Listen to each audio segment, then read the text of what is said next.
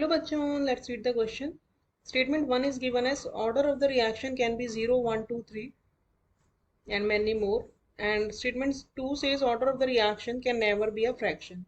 Which of the above statement is or are true? Choose the correct option. Option A says only 1, option B says only 2, option C says both 1 and 2 and option D says neither 1 nor 2. So first of all, let us check the key concept of the question.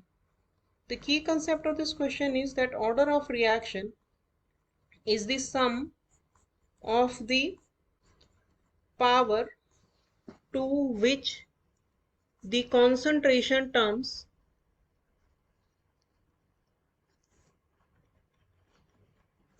has been raised in rate law expression. अगर हम इस question का solution देखें तो जो हमने की concept में कहा है उसका मतलब क्या होगा कि अगर एक रिएक्टेंट है, दो रिएक्टेंट्स हैं ए प्लस बी और ये हमें कुछ प्रोडक्ट दे रहे हैं कोई भी रिएक्शन के बाद, और इसका रेट लॉ अगर इस तरह से रिप्रेजेंट किया जाता है, rate is equals to K A to the power X and B to the power Y, तो ऑर्डर ऑफ रिएक्शन क्या होगा? Sum of X plus Y, यानी कि sum of the power to which the concentration terms has been reached.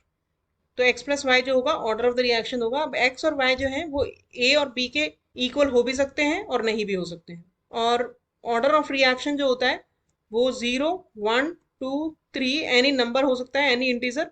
इसके साथ साथ ये fraction भी हो सकता है, यानी फ्रैक्शनल ऑर्डर भी पॉसिबल होते हैं। और जीरो ऑर्डर रिएक्शन का मतलब ये होता है कि the rate is independent of the concentration of the reactants.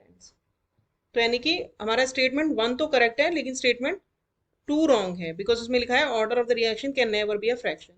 तो हमारा करेक्ट आंसर हो गया option A. Hope you understood the solution well. Thank you.